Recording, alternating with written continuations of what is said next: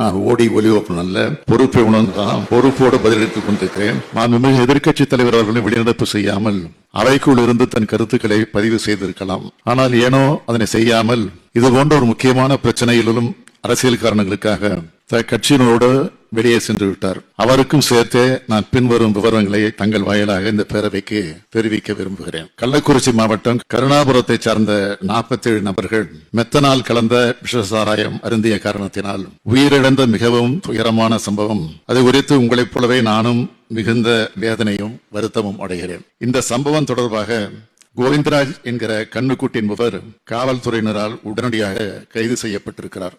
அவரிடமிருந்து 200 litre methanol சாராயம் கைப்பற்றப்பட்டுள்ளது. மேலும் இந்த சம்பவத்தை தொடர்புடைய 3 நபர்களும் கைது செய்யப்பட்டிருக்கிறார்கள். புதுச்சேரியிலிருந்து மெத்தனால் கொண்டு வரப்பட்டுள்ளதும் கண்டுபிடிக்கப்பட்டுள்ளது. இவர்களோடு தொடர்புடையவர்கள் யாராக இருந்தாலும் அவர்களையும் பிடித்து சட்டத்தின் முன் நிறுத்துவோம். இந்த சம்பவம் பற்றிய தகவல் எனக்கு தெரிந்தவுடன் கள்ளக்குறிச்சி மாவட்டத்தின் பொறுப்பு அமைச்சரான மாண்புமிகு திரு ஏவா வேலு மற்றும் மருத்துவம் மற்றும் மக்கள் நல்வாழ்வுத்துறை அமைச்சர் திரு மா சுப்பிரமணியம் ஆகியோரை உடனடியாக கள்ளக்குறிச்சி மருத்துவ கல்லூரி மருத்துவமனைக்கு சென்று சிகிச்சை பெற்று வரும் நபர்களுக்கு தேவையான அனைத்து உதவிகளையும் செய்வதற்கு உத்தரவிட்டேன். 20ஆம் தேதி காலையில ஆய்வுக் கூட்டத்தை உயர் அதிகாரிகளோடு நடத்தினேன். அதனை அடுத்து அமைச்சர்கள் ஏவா வேலு, உதயநிதி, மா சுப்பிரமணியன் ஆகிய 3வரையும் மீண்டும் கள்ளக்குறிச்சிக்கு அனுப்பி வைத்தேன். அமைச்சர்கள் மட்டுமல்லாமல் உள்துறை செயலாளரையும் டிஜிபியையும் நேரில் செல்ல உத்தரவிட்டிருந்தேன். அவர்களை 2 நாளில் விசாரணை அறிக்கையை கொடுக்க சொல்லியிருக்கிறேன். அந்த அறிக்கை கிடைத்ததும் அதன் மீதான நடவடிக்கைகளை துரிதப்படுத்துவேன் என உறுதி அளிக்கிறேன். வேதனையை அளித்துள்ள இந்த துயர சம்பவத்திற்கு பொறுப்பாளர்கள் மீது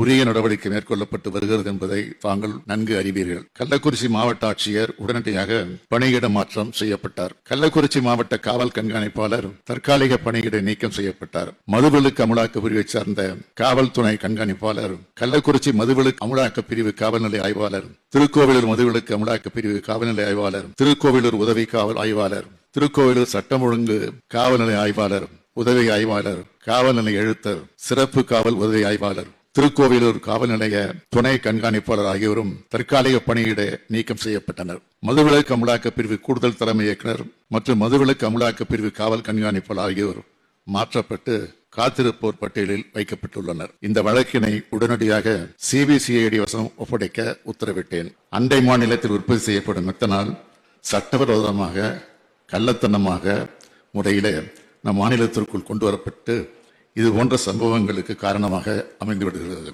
இந்த அரசானது கள்ளச்சாராயத்துக்கு அறவே ஒழிப்பதற்கு மிக கடுமையான நடவடிக்கை எடுத்து வரும் நிலையில் இது போன்ற சில விரும்பத்தகாத நிகழ்வு ஏற்படுவது மிகவும் வேதனைக்குரியது.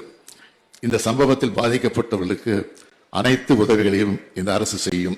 இந்த சம்பவத்தில் பாதிக்கப்பட்ட குழந்தைகளுக்கு அவர்கள் எதிர்கால நலனை கருத்திலே கொண்டு ஏற்கனவே அறிவிக்கப்பட்ட 10 லட்சம் ரூபாய் நிவாரண நிதியோடு பின்வரும் நிவாரணங்கள் கூடுதலாக வழங்கப்படும்.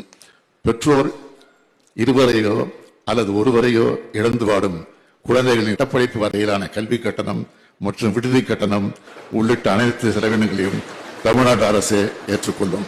பெற்றோர் 2வரையும் இழந்து ஆதரவின்றி தவிக்கும் ஒவ்வொரு குழந்தையும் பாதுகாவலர் பராமரிப்பு வளர அவர்கள் 18 வயது நிறைவடையும் வரை மாத பராமரிப்பு தொகையாக தலா 5000 ரூபாய் வழங்கப்படும். உடனடி நிவாரண தொகையாக அவர்களின் பெயரில் தலா 5 லட்சம் ரூபாய் வைப்பு தொகை வைக்கப்படும். அவர்கள் 18 வயது பூர்த்தி அடைந்தவுடன் அந்த தொகை வட்டியோடு அவர்களுக்கு வழங்கப்படும். பெற்றோர் 2வரில் 1வரை இழந்து வாடும் குழந்தைகளுக்கு தலா 3 லட்சம் ரூபாய் வழங்கப்படும். அரசின் அனைத்து நலத்திட்ட உதவிகளையும் முன்னுரிமை வழங்கப்படும். கள்ளக்குறிச்சி சம்பவம் குறித்து ஒரு விரிவான விசாரணை மேற்கொள்ள ஓய்வு பெற்ற உயர்நீதிமன்ற நீதியரசர் திரு கோகுல்தாஸ் அவர்கள் தலைமையில் 1 நபர் ஆணையம் அமைத்திடவும் உத்தரவிடப்பட்டுள்ளது. உள்துறை கவனிப்பவன் என்ற முறையில் மட்டுமல்ல, தமிழ்நாட்டின் முதலமைச்சர் என்ற முறையில் இந்த பிரச்சனையில் இருந்து நான் ஓடி ஒலிபரப்பு நல்ல பொறுப்பை உணர்ந்தான் பொறுப்போடு பதிலளித்துக் கொண்டிருக்கிறேன். எடுத்த நடவடிக்கைகளையும் பட்டியலிட்டிருக்கிறேன். குற்றவாளிகளை கைது செய்துவிட்டுத்தான் உங்களுக்கு பதிலளித்திருக்கிறேன். திறந்த மனதோடு இரும்பு கரங்கொண்டு குற்றம் புரிந்தவர்களை அடக்கி வருகிறேன். எதிர்க்கட்சி ஆட்சியில் இருந்த காலத்தில் போதைப் பொருள் விவகாரத்தில் அமைச்சர்கள், உயர்காவல்துறை அதிகாரிகள் ஈடுபட்டு விசாரிக்கப்பட்டு அந்த வழக்கு நீதிமன்றத்தில் இருக்குது என்பதை நாட்டு மக்கள் மறந்துவிடவில்லை. அதிமுக ஆட்சிகாலத்தில் ஏற்பட்ட கள்ளச்சாராய மரணங்கள் பற்றிய பட்டியல் என் கையில் இருக்கிறது. அதையெல்லாம் அரசியல் பேச நான் விரும்பவில்லை. என்னை பொறுத்தவரை சமூக விரோத சக்திகளிடமிருந்து மக்களை காக்க எந்த விதமான கடுமையான நடவடிக்கைகளை எடுப்பேன் என உறுதி அளிக்கிறேன்.